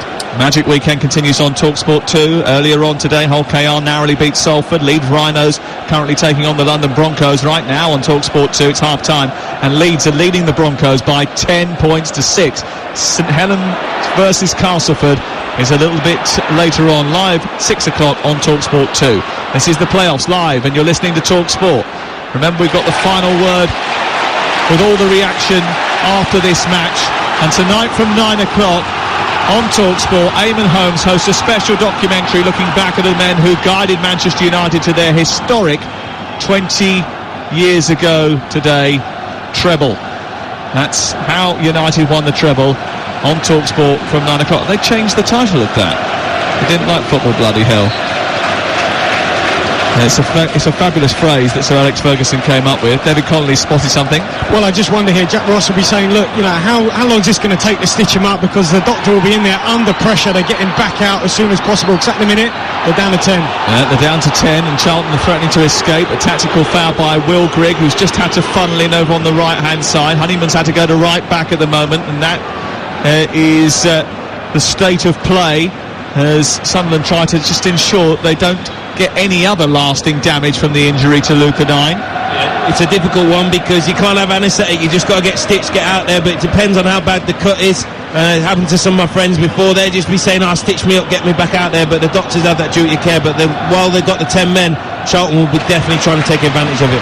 Here's Lewis Morgan on to Ledbetter, up to the halfway line, and Charlie Wyke, who holds the ball up well, turns, waits, gives it back to Oviedo. Oviedo down the touchline onto Wyke. Wyke plays it infield. It's Morgan who's been side to the ground by Patrick Bauer, and he'll be lucky to get away without a yellow card here, David Connolly. Yeah, it was a heavy challenge. He slid in here on Morgan. He hasn't taken the ball, so it probably should be a yellow. Look, Andy Madley, I think he's a terrific referee, but that was late. It should be a yellow. I mean, he's refed a couple of Premier League games this season, Andy Madley.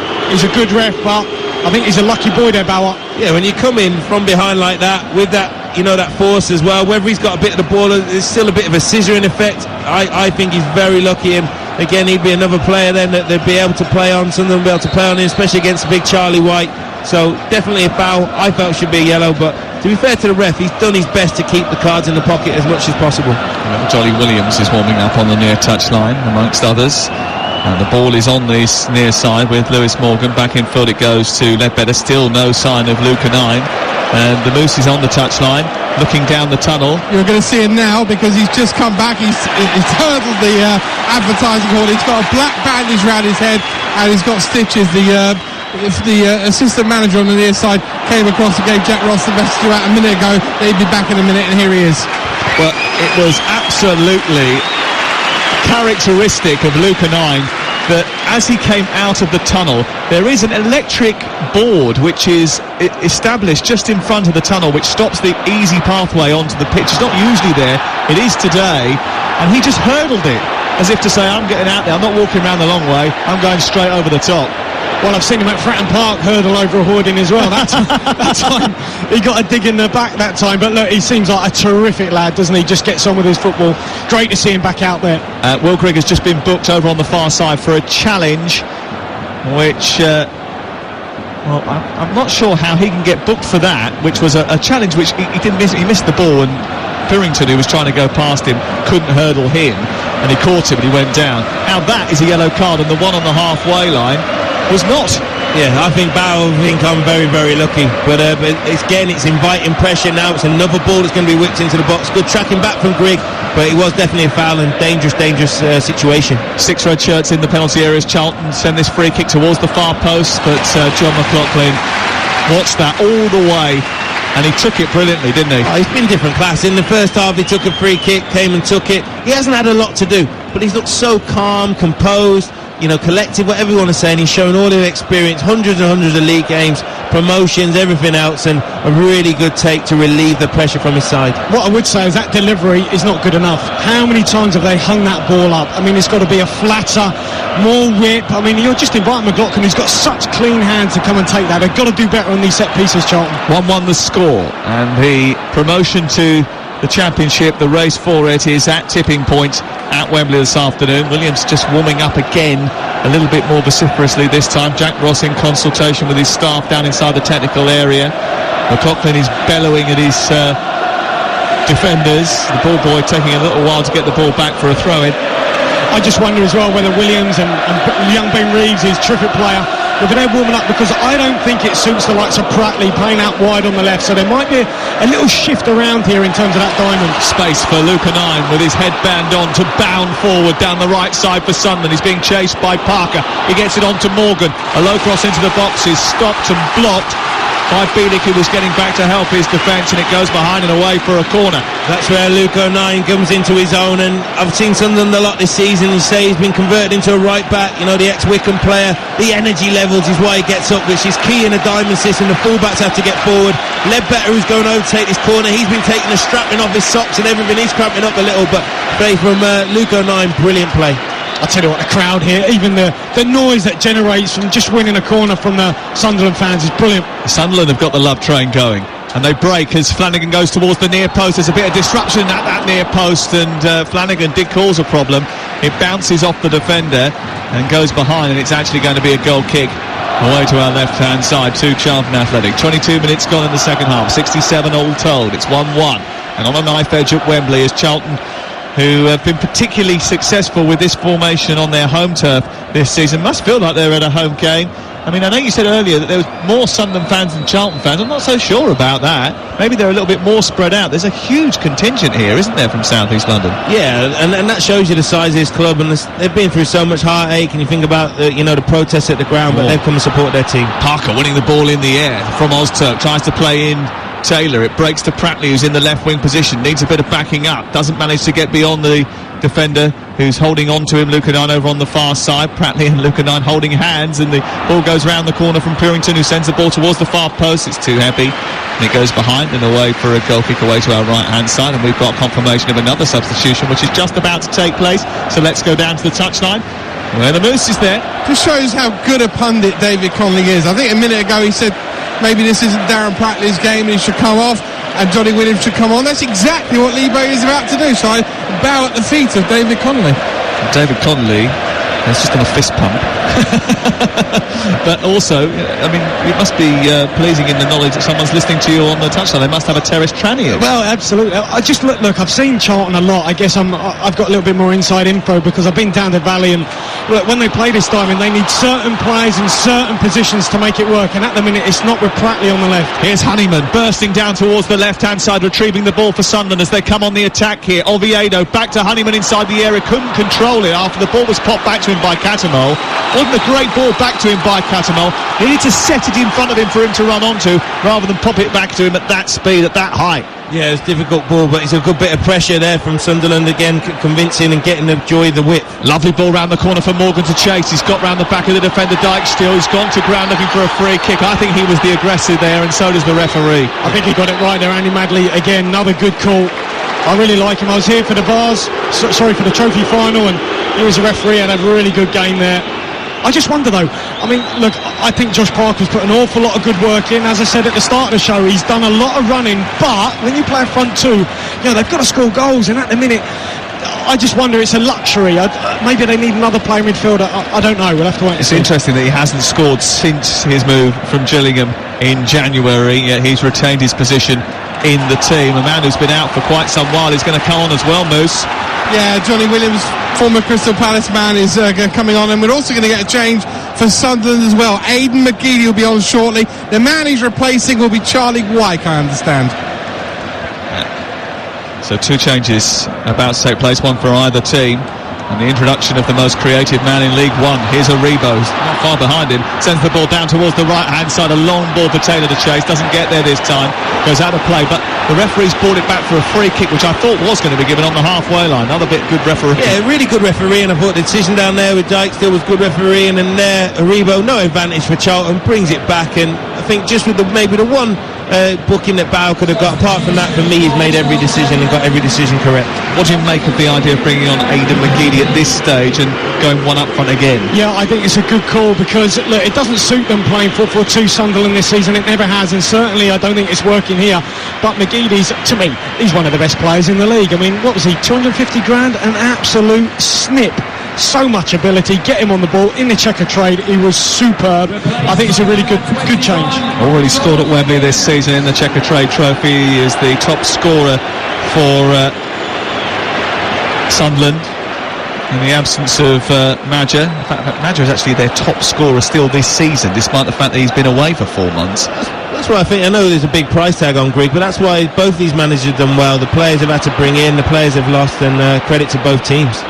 The ball is on the left-hand side with Williams, who delivers it to the far post, looking for Taylor, who was well wide of the goal, and tried to, instead of heading it back across the face of goal, headed it straight behind and away for a goal kick away to our right. But Williams can create in that pocket behind the front too. He is a very creative player. He's absolutely brilliant. I mean, I've seen him light up the valley on numerous occasions this season. He's got so much ability.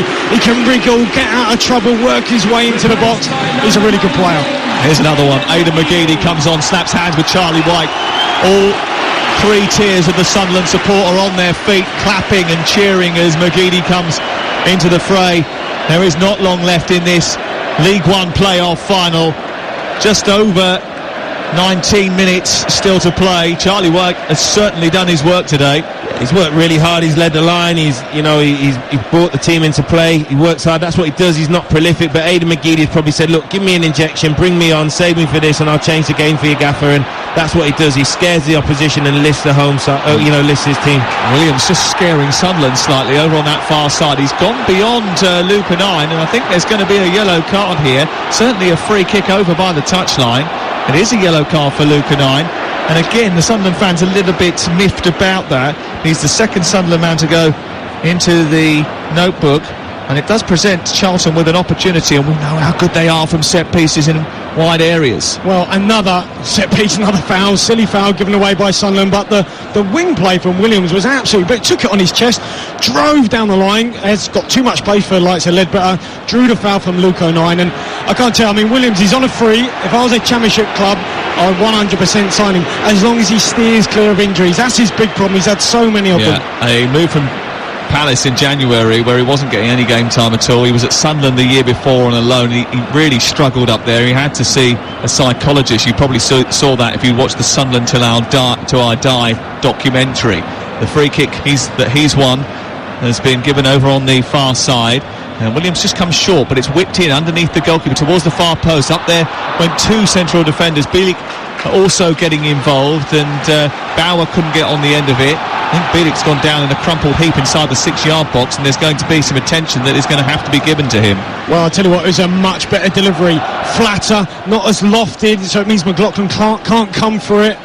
Really good. Yeah, and that's what we were saying, the quality of the delivery, but really good desire from Bielik to get on that. He'll have winded himself, but the desire he shows to head that ball, and if you can get that first contact, often very dangerous, but credit to Ledbetter, because he was in a good position to clear it, but a much better ball in from Charlton. But from a Sunderland point of view, if they keep inviting this pressure, these free kicks in dangerous areas, just takes one person to switch off and it will cost them. But Williams has come on and he's had a real impact, been very direct and looked a threat running down that left. Both managers obviously want to win it in 90 minutes. They've brought on two creative hubs in order to try and do that. Williams for Charlton and McGeady, who's been involved in 20 goals this season for Sunderland.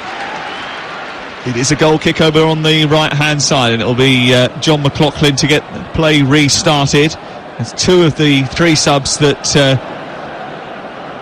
Lee Bowyer has already used. Jack Ross has already rolled his 3 dice. They will have a fourth if we go into extra time, which is looking more and more likely as we approach the last 15 minutes of this League One playoff final, with Charlton 1, Sunderland 1, the scoreline on Talksport. And remember, tomorrow it's Aston Villa against Derby in the final playoff game of the season. Here is Will Grigg running down the right touchline, trying to put pressure on Pearce.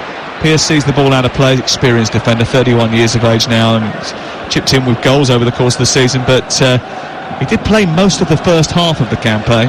Yeah, he's a really good defender, but just looking at Sunderland, I guess the change in terms of the front man lends itself to the deficiencies, I guess, of Sunderland. They don't really have a prolific forward. Neither of them, whether it's Wyke or Will Grigg, has really caught fire yet. And I guess if they did have a centre forward that could score goals, then they might have actually gone up automatically. Yeah, they did have a forward who did score goals. Yeah. They sold him. He was forced to remove to French football. He's hardly played since. Yeah, it's been a shame, because I think Marja Stay might have been better for him. He's a young man, and that might have been a better decision, but that's what he's gone with. He felt like the Grigg move, it was a bit of a saga, wasn't it? On off, rush through at the end. But that's why I think if you look at the budget still of Sunderland, they're big prices to spend on striking, huge. That's why I think you have to credit Lee Bowyer so much, because he had nowhere near that budget. And Steve Gallen, another one, his recruitment, I think he needs his contract sorting out. And these people who've been the key of Charlton's success have to take so much credit with, without the stability of knowing what their future holds. Nothing sorted yet in this final either, and here comes Oviedo for Sunderland. A low ball into the box, which is easily cleared by Bauer, picked up by Lyle Taylor, who's short of the halfway line. Dyke still runs into traffic. It's good pressing by Sunderland, and it's one back, and it's good footwork by Honeyman, although he's taken it out of play on this near side. It was very close, and it's a throw-in deep inside Charlton territory to Charlton Athletic. It is Charlton Athletic 1, Sunderland 1 in the League 1 playoff final on Talksport, with McDonald's Fun Football providing 5 million hours of fun grassroots football to the UK by 2022. What we called, isn't it? Everyone said this was going to be an even game, and these are two even sides, and both managers have made the changes to try and win it, but it's so hard to call. You can't see which way it's going to go. Well, Sunderland having an advantage earlier in the game and then being pegged up to 1-1 was something that happened in the game with Pompey earlier in the season. They ended up losing that after extra time and penalties.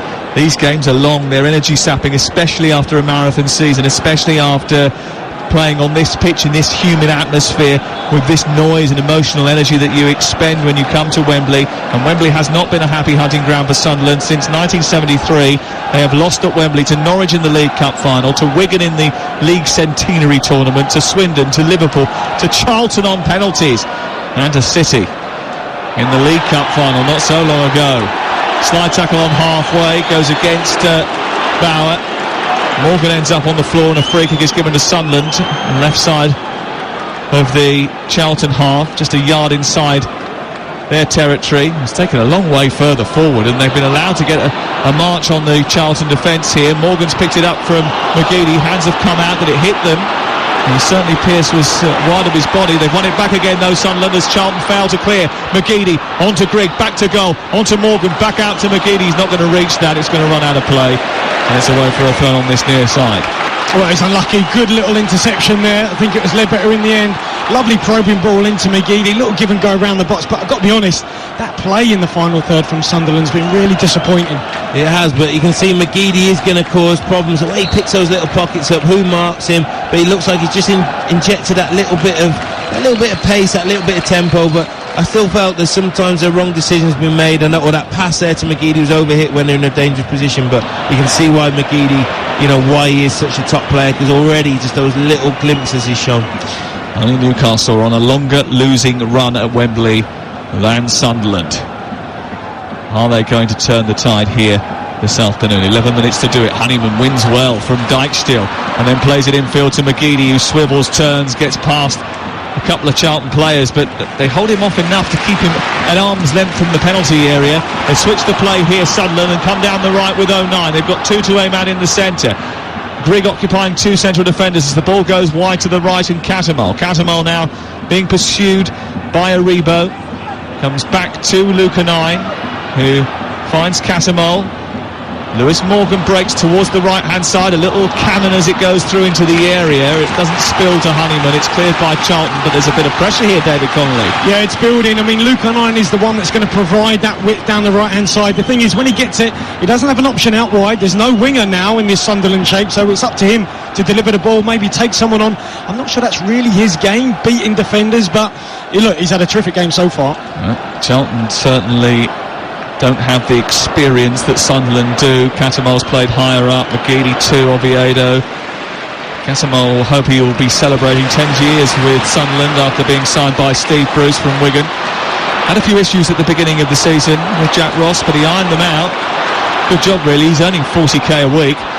Here's Oviedo bursting towards the edge of the area, shooting from distance, and Dylan Phillips with an easy glove inside the 6-yard box. It is an easy glove, but as you say, they're having pressure at the moment. Do you want to take over here? Here is Taylor down the right side, running towards the corner flag for Charlton. Flanagan does really well. Shows a little bit of strength and power. Taylor doesn't like it. He thinks he should have got a free kick, but Sunderland are being urged forward by their fans. It's chipped forward by Honeyman down the left, and Grigg is chasing it. Gets there but then doesn't get there, still fighting for it, wants to throw in, it's his throw-in. It is, but his game's getting a bit stretched now. Taylor thought he was pushed in the back there, but at least there was a shot on target. We've not had really many chances for a while, but Sunderland definitely, their changes have worked more, and they're the team that are looking the more likely if there is going to be one of the two. Yeah, they're in the ascendancy. I mean, they just need to switch this ball, get it out wide much, much quicker. There's an awful lot of space for both fullbacks here. You can hear the crowd urging them forward. That time Perrington took the shot on, wasn't really on. Keep it moving, work it into the box. Oviedo's cross towards the back post, header across the face of goal by Grigg. It almost came through to Cadamo inside the 6-yard box. That would have been a perfect end to the final chapter of that Sunderland Till I Die documentary if he scores the winning goal. And he scored more goals this season. I never knew Lee Cadamo was scoring goals, but this season 7 away at AFC Wimbledon, places like that. And credit to him, because you say he's played most of his career at the top level, but he's come up there. Him and Jack Ross have worked it out, and I just think we talked about it in the build-up. Maybe the Sunderland bench could be the difference. McGeady, who's come off that bench. The soundtrack of Sunderland To Our Die, which is being chorused around Wembley. His shot is blocked by Dijksteel, and it breaks to Johnny Williams, who's trying to get out here, but Ledbetter has a little nibble at the ankles and goes through the back of him, knocks him to the floor, and it's going to be a yellow card for Grant Ledbetter. To be honest, it's about time too. I mean, he's a slippery customer, Williams, but Ledbetter was sticking to his task, but he arguably could have been shown a yellow previously for a little tackle on Williams. That time he just skipped away from him, but that's the ability he's got on the ball. He's so bright, Johnny Williams. He is, but he knew what he's doing there, Ledbetter, and I say he definitely crashed into him earlier. Could have been a yellow, but that time he has to take the yellow card. It's a long way from goal, didn't really need to do it, so that's just Grant leaving one on him. But Johnny Williams has come and gotten the ball, but wow, he's been kicked from pillar to post since he's come on. O'Neill smashed him, now Ledbetter, but credit to Johnny Williams. He gets up and gets on with the game. There are 50,000 more people here for this year's League One final than there were last year. 76,155 have witnessed what has been a very, very good football match between two teams that certainly weren't the best or even close to being the best in League One this season, David. No, they weren't, but they might get there in the end. I think obviously they're up against the teams in this league who are really, really big, and the two that went up automatically were terrific, but these are the best of the rest at the minute. I still think both teams, though, whichever one goes up, will have to, especially Charlton are going to lose players that are out of contract, but they will need to make signings if they're going to be competitive. In the Championship it's very difficult, but first and foremost you've got to get out of the league, but the attendance shows you the size of these clubs. Ball is with Johnny Williams. He goes to ground and Sunderland win it back inside their own half, and they look to try and get forward now. Cadamo sending it forward, and the left is Will Grigg inside the area. All the Sunderland support get to their feet as it reaches McGeady, left side of the area, tries to whip it in towards the far post, but it was ambitious to do that so quickly from that sort of range with so many bodies in front of him, and it goes over the bar. Well, it's another shot from distance now. I don't know whether that's players maybe feeling the fatigue, the game, whatever it is, but when you start shooting from distance, normally it's a little bit desperation, or you haven't quite got the energy to work your way into the box, so you take that early shot. A couple of times now Sunderland have made the wrong selection. 6 minutes to go, might be longer than that. Extra time and penalties looming large at Wembley as Charlton and Sunderland bring the game to its conclusion, although we maybe thought that yesterday we might get extra time and penalties as well. Here on the left hand side the ball is with Purington into Aribo out wide to the left, and Parker just tickles down the touchline, leaves it, picked up by Williams, comes infield, gives it to Aribo. He's 5 yards outside the Sunderland area now in the left wing position. Parker's got it back again, tries to take on Luca 9, beats him, gets to the byline, ball into the box, takes a little deflection but not enough to steer it behind. It dribbles into the arms of the goalkeeper John McLaughlin. Yeah, really good defending there. I mean, sometimes as a centre half you might clear that, but obviously had a call from his keeper. Also just let it run through into his hands. There's a couple of times where there's been balls in, and John McLaughlin again, it's just so calm, and I know it looks simple, but as you say there, especially in big finals, you see defenders slash at it, but it's good, clear communication. And even though O'Neill got beat, he showed them on the outside, which makes it easier to defend. But all in all, Sunderland are looking the most dangerous. A rare foray there from Charlton, and you just wonder what can Lee Bowyer do to try and get his team back up the pitch. Well, a year ago Lee Bowyer was still the caretaker manager. A year ago Jack Ross had only just joined Sunderland. He'd just taken over a year ago yesterday from Chris Coleman after pulling the strings for St Mirren in the Scottish Championship. Here is Cullen on halfway for Charlton. Josh Cullen on loan from West Ham, where he has played a handful of games. Plays the ball forward, gets it back again, then gives it away under pressure from Ozturk, and lovely footwork by Morgan, who was an early substitute in the game, has held off Aribo and gone down the right for Sunderland, who are on the attack here. He's being backed up by 09, might not need him. 09 takes over now, beats the defender, produces a cross into the near post, looking for Honeyman. Good defending, and it's cleared, but only as far as Catamo, who miscontrols it on the edge of the penalty area. It bobbled off his knee, and eventually it's tidied up by Bielik, and over the halfway line it goes. Oh, terrific overlap there from 09. Lovely ball into the box, just headed clear, but final few minutes here from Sunderland, they're putting on the pressure. Here's Morgan picking it up right side, trying to get beyond the defender. He ticks it round the corner to get the better of Pearce, but Pearce is too wily for that. And out it goes and away for a goal kick away to our left. And David mentioned that 09's not the sort of person who's going to do a trick, but when he comes onto the ball running with that pace, it's very, very hard to stop with his energy levels. Timed his run to perfection, drove down the line, couldn't stop it, ball into a dangerous area, but good defending from Charlton in the middle though to block out the areas. But it just seems that they have the more energy. Sunderland definitely have more energy and create, and that's what, in the diamonds formations, that's where you go and hurt people. Who is going to be the hero? Who is going to be the Sasa Ilic from 1998? Who is going to be the Mickey Gray? Here is Catamol down the right-hand side, tries to get into a wing position, goes back towards 09, who's crossed into the box, is too close to Phillips. Could have been him, couldn't it?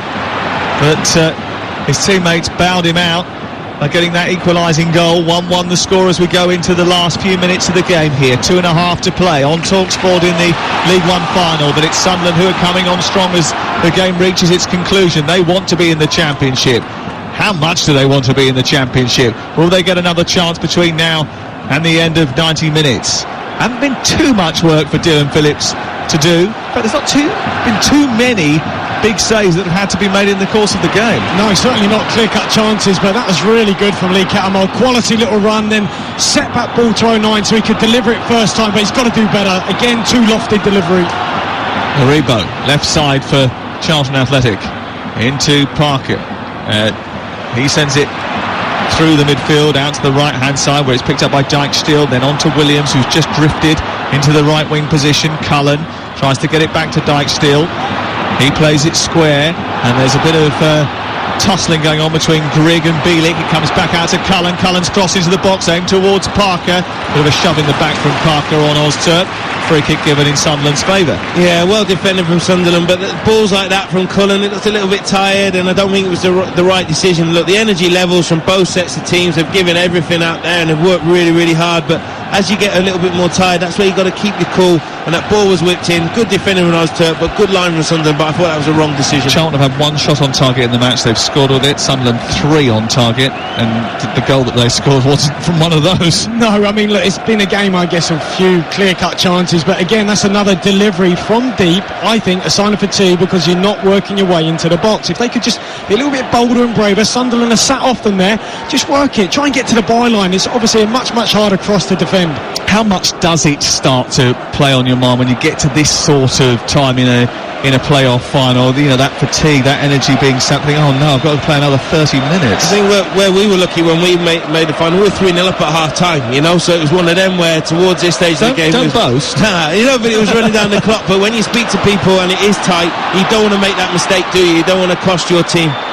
Here's Taylor down the right-hand side. Matt Murray and David Connolly with us on Talksport, providing the expertise as we go into a nervous 30 minutes of extra time. Unless someone could come up with something in the final few seconds. There will be 4 minutes of added time at the end of the 90, which we're just about to reach on Talksport. 1-1 the score. And Dijksteel gets the ball in the right-wing position from Williams and steps on it and takes it out of play. It is a Sunderland ball in the left full-back position. 4 minutes. Is there going to be a winner? The Charlton fans just raise the noise levels a little bit away to our right-hand side. The Sunderland fans in those red and white candy-striped shirts cheering their team, who are wearing black today, on. Here comes Williams down the right-hand side. Sunderland turned the ball over by accident. Here's Taylor heading the ball down into the penalty area. They've gifted the possession back to Charlton, a dangerous area there, Sunderland. Speeding over on the far side is Pirrington. He gets there ahead of Casamol, went sliding in and missed the ball completely. Played in by Aribo to Parker. He's 15 yards outside the area. He wanders centrally, plays it off to Dijksteel. Dijksteel joining the attack now. Down the right side is Williams, needs a good cross. Gets the ball into the near post. Parker got something on there, but Flanagan was too close to him. It was acrobatic, it was ambitious, it was going to be an audacious finish from there if he was going to squeeze that beyond the goalkeeper, but the defending was pretty tight. But it was a much better delivery from beyond the 18-yard box. Good ball in from Williams. I just wonder though, Parker's tried a little Cruyff flick. I mean, we've seen Zola do that. Do you remember that run across the near?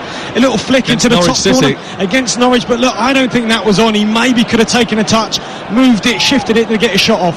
Yeah, I think he needs to take the touch there, and look, at least he's tried it, but he hasn't scored goals for Charlton. He works hard, you can see what he does in the team, but much better play from Charlton, and Williams again at the heart of it. Here's McGeady picking the ball up, turning, trying to shoot from distance. It's blocked by Bielik, won by Aribo. Aribo sends it towards the far side, the left, and Parker now chips the ball long towards the near side. Taylor picks it up, tries to get beyond Flanagan. That was a bit agricultural from Flanagan, and he's pulled him to the floor, and a free kick has been given. A yellow card has come out for Flanagan, who is berating the referee. He's got to be a little bit careful here. He's the fourth Sunderland player to go in the book, and again, the whole season Charlton have been deadly from set pieces.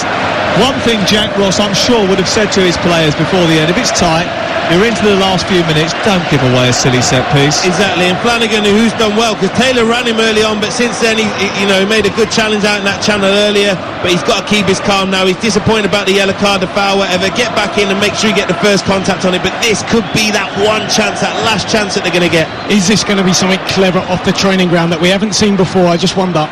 Cullen to take the free kick. He sends it towards the far post. It's Bauer with a header back across the face of goal, but McLaughlin is there under pressure from Taylor. He collects well, and he collects cleanly. Again, it's not a great header though, is it? I mean, it's just a simple header, lofted up. I mean, McLaughlin has been magnificent, you've got to say. And if I was against him, I'd say, look, you've got to do better than that. That's not going to beat this goalkeeper. You've got to deliver. If you're going to head the ball back, it's got to be of real quality. Well, that's what I still say, though, as you say, it is good goalkeeping. He can only deal with what he's got to do, and every bit of it. Because how many goalkeepers do you see there trying to punch or whatever, but he comes and it sticks. Then he looks to play quickly, and then he's not on, so he manages the game. So experienced. Well, Parker has won a free kick over on the far side. Ozturk wrestled him to the floor, and again, we've now played 3 minutes of added time. Ozturk getting himself in a tangle with Parker. They've won the free kick, and this is it. This is going to be the last chance, isn't it? It's going to be a big ball into the box, and this gives Charlton chance again to get everybody up. Sunderland have to hold the line. They're taking it quickly, and Cullen has taken it on into a left wing position. Aribo takes over, back to Cullen once again. Cullen round the corner, trying to keep his composure, produces a deep cross towards the far post, header in towards Pearce, comes back, takes a deflection and goes in, and that's it. They've won it. Bauer was in there, Pearce was in there. He took a massive deflection. They had hard taking the first few minutes, but they're celebrating now. Charlton Athletic, they've had their massive moment. They're going to the Championship by hook or by crook. They have won it. They lead by 2-1 in injury time. Well, finally they've made one of these free kicks count. It's a terrible decision out wide. I mean, they took the free kick early, tried to work it into the box, set back, good ball to the back post. I think it's Bauer that gets up, has a little ricochet, and somehow it ends up in the back of the net. The entire staff, the entire playing squad, absolutely piling on top of one another down by the corner flag in front of the Charlton Athletic. Delirious support, because they know there is no coming back for this for Sunderland. And it's that togetherness that's got them through all season. You can see what it means to everybody. It's a ball in there, and it's that set piece, and they got the first contact, they got the second contact. Well, he's worked the set piece, they worked short, but it's a brilliant ball in, and Cullen, so much quality. He must have been tired, but drops down. His defender deflected off. It's an own goal from Tom Flanagan. It has, but Ozturk is in there, and he's the one who wanted it so much, and Flanagan can't do anything about it. But look at the scenes, look what it means to people, and credit to Charlton, really real credit. And if you can keep inviting this pressure, sooner or later you're going to pay. But what scenes, what drama again. Another massive late goal in the playoffs. It's a quality ball in from Josh Cullen, I've got to say, to the back post. Bauer rose highest, headed it down, little ricochet back to him, and he just slotted it into the net. Yeah, it took a little deflection on Flanagan, but to be honest, it was coming. Well, I think Bauer will be claiming the goal. Flanagan will not want it, that is for sure. It will be Patrick Bauer's first goal of the season that seals promotion to the Championship for Charlton Athletic. Backed by Bowyer, Charlton returned to the Championship for the first time since 2016 in the most dramatic of circumstances. It's more Wembley woe for the Wearsiders as Sunderland suffer again. An injury time goal, a sucker blow, sends Charlton Athletic back to the second tier of English football. They've won the League One playoff final by 2-1.